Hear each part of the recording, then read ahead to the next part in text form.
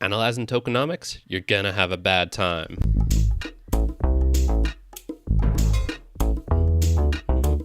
Oh yeah. Well, hopefully we're not going to have a bad time here. Welcome everyone to another episode of the Mere Morpheus podcast, number 10 today, I believe. I am coming to you live on the 31st of March, 2025. My name is Kyrin. Welcome. Hope you're all having a fantastic time. And indeed, this is, as you might surmise, this is the podcast where I pump your bags. Okay, no, none of that's going to be going on today. In fact, it's going to be a rather sour and dour note for two reasons. One is I'm slightly sick, so if I sound extra nasally today, apologies. And also is because I just don't like this topic. It's tedious. It's very serious. It's necessary.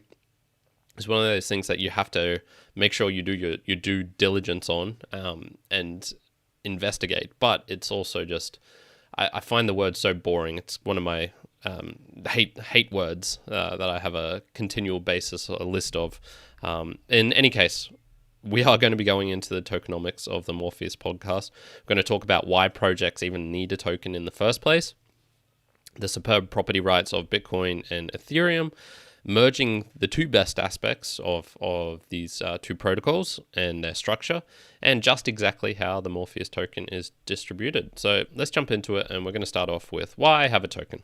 And I have chapters, use them, skip forward if necessary if you want to jump to the actual numbers and things like this, but we're going for a bit of the high level overview here. And so that overview is that if you are here and listening to this, it's probably because you want uncensored, decentralized, individualized super agents that can act on your behalf with a Web3 wallet. That's kind of the whole point of this thing, of the Morpheus project, and is certainly why I am here. And if you've come this far, you'll likely agree that this will come from the open source world, and I've talked numerous times in the first initial episodes about why I think there has to be this. But if you look around, there's plenty of open source projects that don't have tokens. Why does this need one? And this is actually a part of a broader question, and I think why do any blockchains, let alone individual projects, need a coin or a token?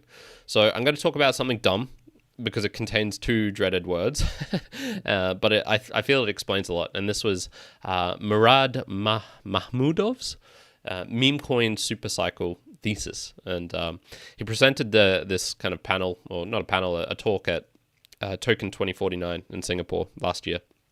And let's just shelve the meme coin and supercycle portion of this, because that's the most ridiculous stuff. But I think he makes a great point in that many times the token is the product and that the tech is basically irrelevant. So to quote him, the crypto industry is a token production industry masquerading as a software production industry. Okay, it's pretty bleak, but I think in many times, in many cases, he's actually rather correct in that. And, you might have a modicum of technical utility, but a large part of the value of a token or a coin is the mimetic potential, which is his whole thesis. And, I'm not going to get into that.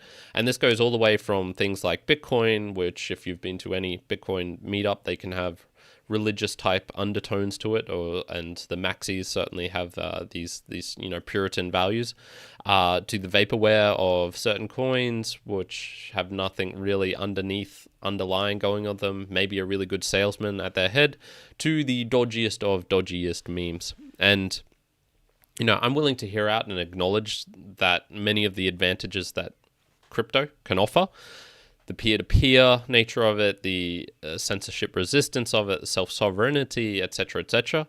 But again, why do you need a token if you can have all of those things without it, such as with a stablecoin? So if you think of a stablecoin, for example, you can utilize it peer-to-peer in many cases. It can be decentralized in many cases with the RAI and the ones that you'll find on DEXs. Certain of them will have, censorship in them and that they can block payments and things like this. But you could certainly see that there's a lot of utility in these things, and it's just a token of a already underlying fiat basis.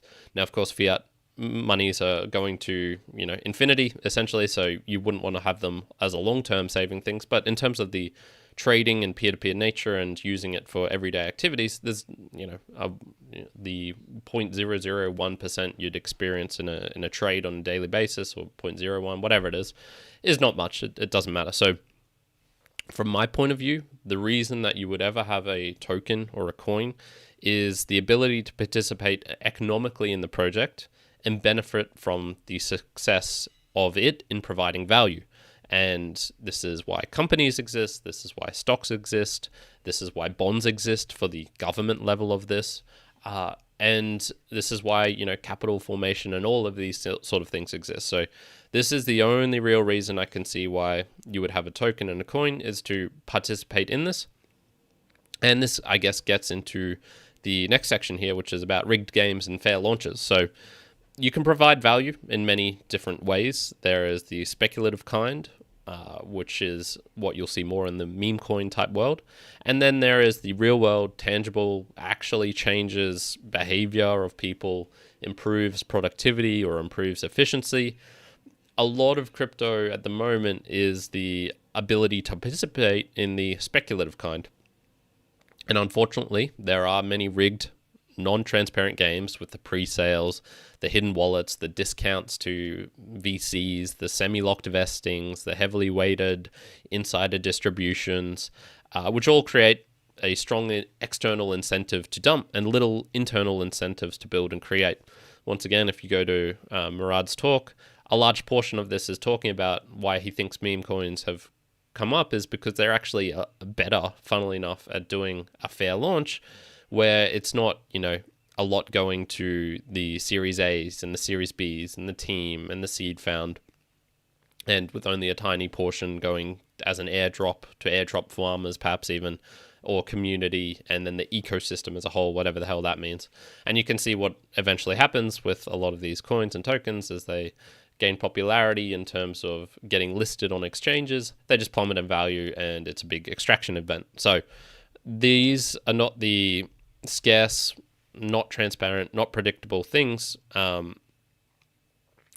These are, and essentially they have weak property rights to the whole point, and you cannot really own part of the product or network because the way that they are distributed at the initial portion is unfair and has all of these hidden transparent things, non-transparent things, which are not good. So instead, you do want something that does have the transparency, that is more fair and equitable, and everyone has a ability to participate from day one. And typically, these need to take place over a longer period of time. I think for distribution purposes, there's just something about the time aspect of things going out that needs to happen. But also so that the crazy market manipulation is only temporary. I think, and this is talking about fair launches now, BTC did it perfectly, the Immaculate Conception, if you've heard of that phrase or meme before. Ethereum, less so. It still had a little bit of insider sort of things going on there, but it was still pretty good.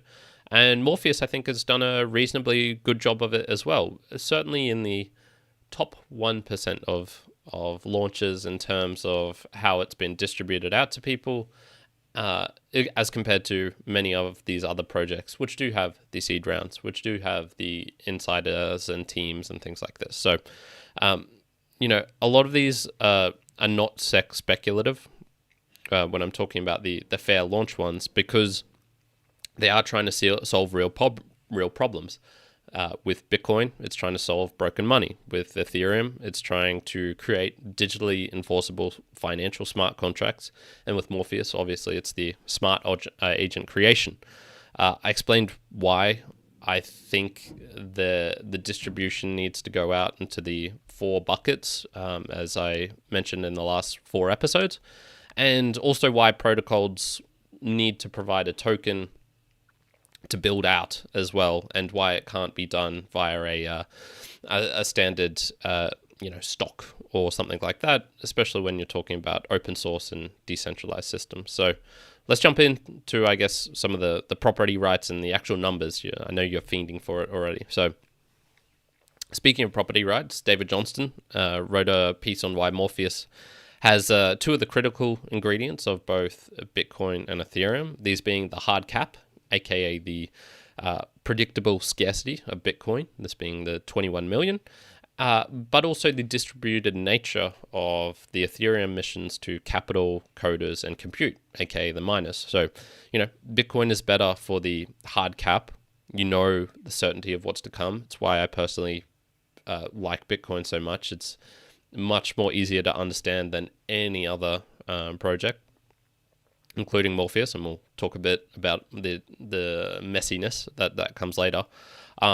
Yet Ethereum was better for rewarding the varied participants, because with Bitcoin it only goes out to the miners, and they eventually will distribute it out via just game theory and selling things that are valuable, and to cover their costs and stuff like this. Whereas Ethereum was much more from the get-go going out to capital, people who participated in that, to miners, obviously. And then I believe people who even coded directly to build Ethereum out got a portion of the initial 72 million. So can you actually have this hard cap, which Ethereum lacks? And this is one of the things I dislike about Ethereum is just it's so hard to understand what it's going to be like in 1 month, let alone 1 year, let alone 10 years of, how much supply is going to be out there, where is it going to be, etc., etc. Because it has all sorts of burning mechanisms and things, and sometimes it's inflationary, sometimes it's deflationary, etc., etc. So can you actually have the hard cap, but also have distributed emissions combined? And sure, why not? So with Morpheus, there'll be a max of 42 million tokens, full stop. And this is talked about numerous times of how they actually get distributed, with 24% to each of capital, code, compute, and builders, or aka community, with the 4% set aside for the protection fund, which you can, if you want to think about it in a way, can almost be thought of as a foundation. And once again, this is talking about why it's not the immaculate conception of Bitcoin, but it's still pretty good. For the first 16 years, the emissions are predictable, and then after that, there's a burning function is introduced. The end effect of this is that they'll continually go out over time, but in a decreasing manner, such that there will still be rewards going out, yet the total amount of more in circulation can only ever be lower. So, after the first 16 years, it's just getting distributed out, but it's still kind of getting burned with a mechanism. I'll touch upon this shortly. In 16 years, that's where you could ever have the max, and then after that, it goes down. And you can see that on the graph here. Probably easiest to look at it using this more supply curve graph that I've got listed up on the screen here. So what's up with and this obviously combines the hard cap of Bitcoin, in this case it's 42 million, with the more distributed supply of Ethereum, which is going out to not only 3, but it's also including builders in there as well. So what's up with the Sweet 16? Why that 16 years, and then after that going out even further? Well, if everybody claimed the token supply that was allocated, it would be exactly 42 million on year 16, which is aka 2040, because Morpheus was launched in 2024. On day one, each bucket rewards out 14,400 tokens, and then decline by 2.4689947001, with some extra numbers at the side there of Morpheus each day. So 14,400 for the builders bucket, for the coders, for the capitals, and then also for the compute. These will then decline by that number I mentioned until they all reach 0 on day 5,833, which is in 16 years. And this also works out to being distributing 42 million with the protection fund as well, of course. In effect, this has a similar halving-like quality that Bitcoin has, where after 4 years, there are 18.4 million tokens in circulation, which is, it should be 21 million if it was going to be exactly half. After year 8, there's approximately 3/4, aka 31.5 million, which should be either just below or above that. And then on year 12, approximately 7/8, which is 39.4. Once again, it's just roughly, it's not exact. I already talked previously in an episode about the meme potential of the 42 million number. Where did that come from? Is it the answer to life, the universe, and everything, aka Hitchhiker's Guide to the Galaxy robot computer? And similar to how Satoshi just picked 21 million, or the numbers that he was working with just worked towards that. Vitalik initially just picked 72 million. I tried to do some research on why. I couldn't find any reason why he picked that number. I believe the 16 years is simply just a random number. There's nothing super special about it as far as I'm aware. Will it make distribution better? I don't know. We just hit year 16 of Bitcoin, which leads us onto the messiness. It gets messy. So is it ever not messy?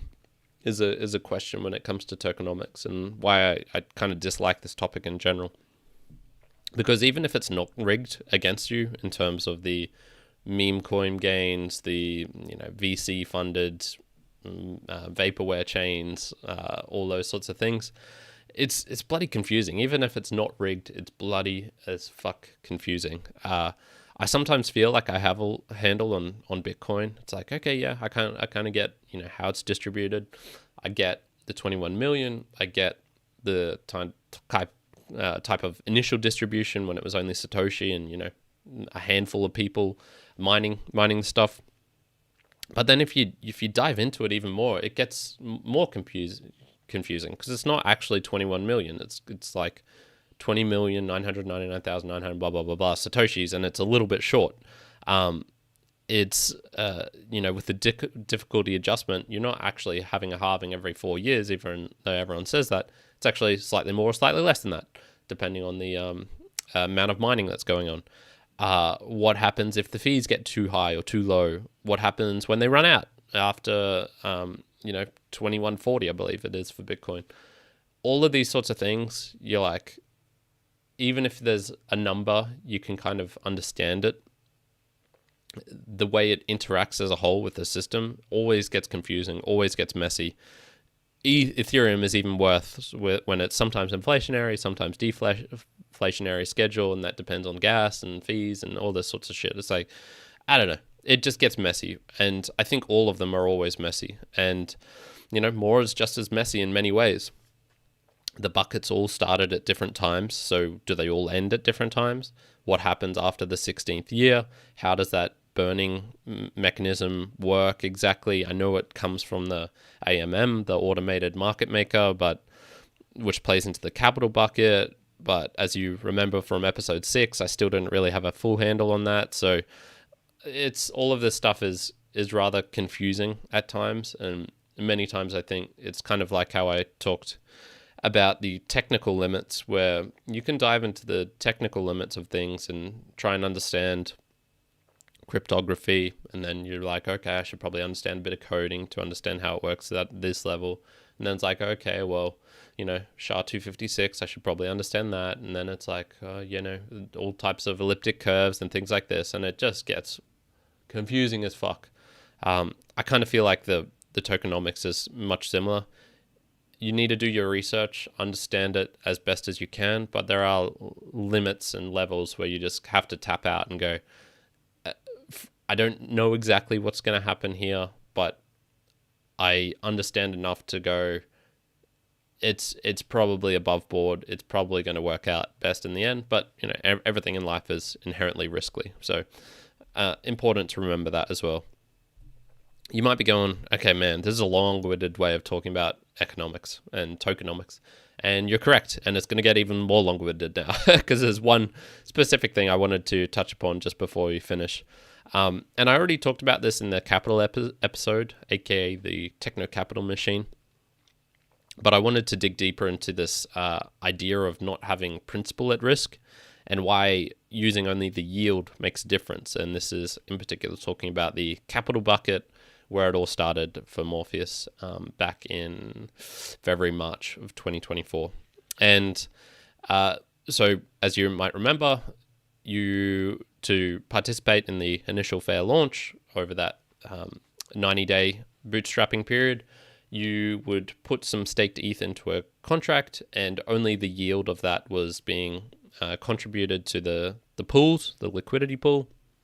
You would end up getting a proportion pro rata of Morpheus tokens, and your capital was never at risk. And it's kind of funny. I wanted to dive into this because most of this is psychological. When you drill down, when you think of why it was that case, why didn't we just use Ethereum and just buy it, much as like the Ethereum people did when you sent in a certain amount of Bitcoin and you would get a certain amount of Ethereum tokens back in compensation for that. And I think most of this is just drilling down into why money is psychological in many cases as well. So I did a book review recently on The Price of Time, The Real Story of Interest by Edward Chancellor. Recommend at least checking out the review, of course, on the Mere Mortals book reviews.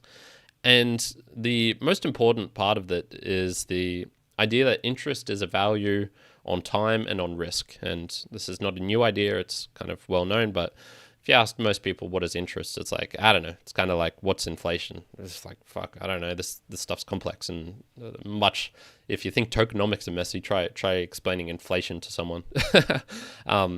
But essentially it's the idea that money is worth more right now in this present moment rather than in the future, so that if I was to give some money to someone, I'd need to be recompensed for this in the future if they were to give it back to me, so they give me back what I gave them, but then also like a little bit extra to recompense me for the idea that the money is worth more right now rather than in the future. So the same thing kind of applies here, except that when you're using the staked ETH yield, we kind of view it psychologically as more uncertain. It's money, aka it is money in the future, the yield from that. And therefore, it's already more risky and less valuable than the capital that we have right in the moment, which is the actual ETH underlying the staked ETH.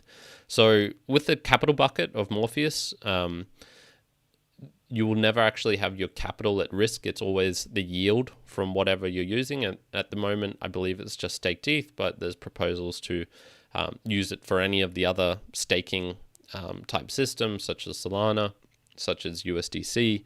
And I think there was even a thing with Bitcoin, but I didn't understand how Bitcoin has any yield, but whatever. And it creates this interesting and I think healthy dynamic where I hold on to my capital and I view that much differently as these kind of rewards that I can get, which are more uncertain than they're in the future, aka the dividends, the yield, the interest, which you might call it, of the staked ETH.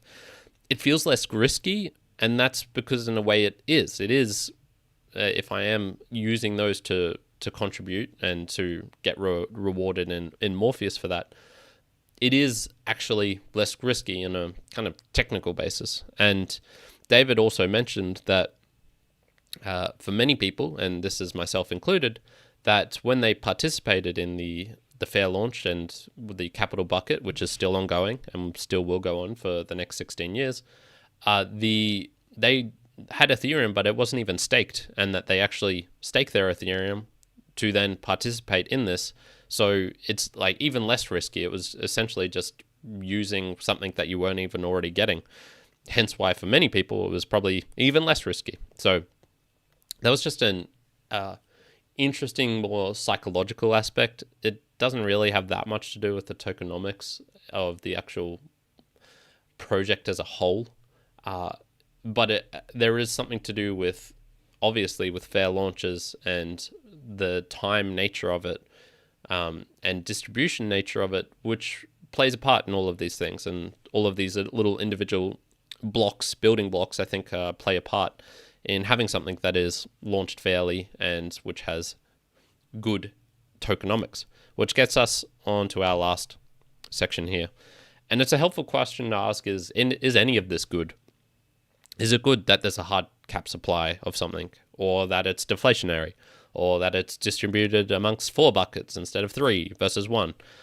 Is it good that there are power factors that are being introduced to all of this to incentivize long-term holding? Is it good that it was only using staked ETH at the start? The only real answer to all of this is that as long as the incentives, it encourages the incentives of having the ultimate goal, which is a private, uncensored, decentralized AI agents, everything else is irrelevant in a way. And that the only way we'll find this out is by actually trying it out and seeing what happens. So if funnily enough, in a way, you need to have the tokenomics, they're kind of irrelevant, but they also just need to be aligned in a way such as that they're encouraging people to build, to create things, and not to take behavior that is short-term and very selfishly interested.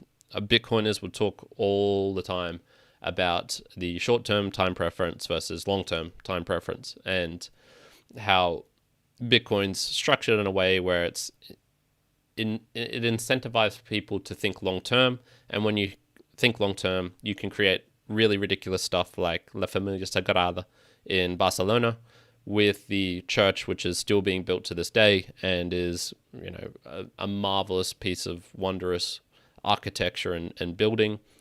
And you compare that to a modern size skyscraper that's built in 3 to 5 years and falls down when there is a earthquake in Burma or in an Asian country like there was recently, and you see shit just falling down, which is not good. So it's a reminder here that if you're here to get rich, you want to get rich quick, you're going to have a bad time.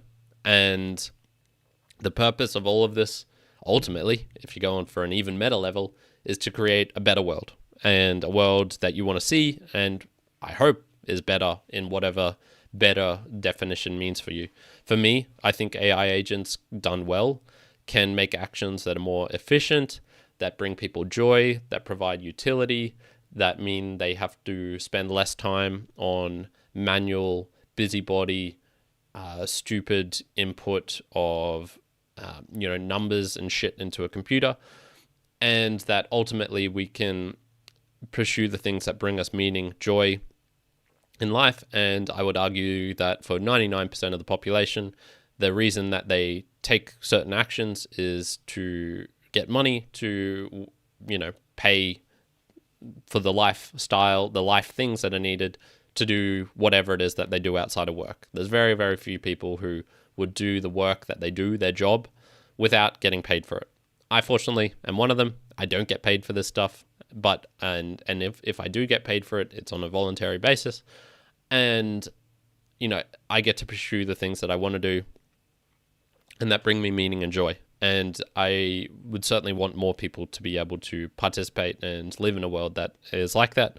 I think AI agents are a huge part of that, and this is why I care about Morpheus. Now, if that sounds good to you, if you think that something like that is valuable, and you're bringing something of value, creating something of value, valuable things are valuable, so you might get wealthy as a side effect of that. But I think it's important to remember the whole reason, the whole point that you're here is, and especially when you're talking about tokenomics, is for the thing that is being created and not for the fucking token itself. It's the people get this quote wrong a lot, which is money is the root of all evil. It's not. That's not the actual quote. It's the love of money, which is the root of all evil. And it's when you're in love with money, when you're focused too much on the tokenomics and not on the actual things that money can provide and bring to you and you can utilize in this world, that's when you're going to have a bad time. So just a call out from me as a reminder to remember all of that. And thankfully, hopefully, we will never have to talk about tokenomics ever again on this podcast. Yay! So let's jump into the last section here, the value for value. This podcast is available anytime, anywhere for anyone. You can find it in almost all of the places that I physically can put it, the video aspect, the audio aspect, and I intend to keep it like this. I'm never going to have any ads on this. I'm never going to have any sponsorships. Everything that I do here is because I want to do it and because I think this is important and valuable. Now, if you want to contribute back to this, if you find some value from this podcast, I just ask that you return that in some shape or form. sharing this with a friend. Word of mouth is critical to small podcasts and things like this, of letting them know, hey, this Tokenomics episode was really good, lots of valuable information in here, and, also going and checking out any of the other Mere Mortals conversations, Mere Mortals book reviews, Mere Mortals in Motion, any of the other podcasts that I and my co-host Juan do, is super, super valuable. Providing feedback, joining in on the live. I do these 11 a.m. Australian Eastern Standard Time on a Monday for at least the next 6 weeks before I go traveling. Talent-wise, you could provide graphics, audio quality, memes, Discord answers, help me out with a website.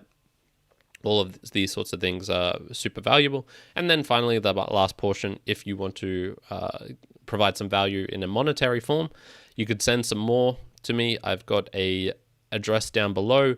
I've got the stake reference. So if you are going to contribute to the capital bucket, you can use me as a reference, and I think I get a bonus or something. There is the Mere Morpheus builders bucket, which you can also stake to, and that is a way of providing value to me. Finally, there's some PayPal links down below, and also you could stream this if you're listening by the audio on a podcast app like Fountain, TrueFans, a modern podcasting app, where you can use the Lightning Network and stream payments to me. So lots of cool stuff there, many different ways to provide value. Ultimately, look, the podcast goes away if I don't receive any value back in these shapes and forms, because obviously it will mean that it's not valuable and that I shouldn't waste my time on it. So I really enjoyed doing this. I'm going to do probably another 6 episodes before I finish off this season, and then hopefully towards the end of the year, can restart it back up after I've traveled around Europe for a bit. But we got to see. I really would love to see some feedback and appreciation for the podcast as well. So that's it for today. Thank you very much for tuning in. I really do hope you're having a fantastic day wherever you are in the world, that we never have to talk about tokenomics again. And ciao for now. Kyrin out. Bye.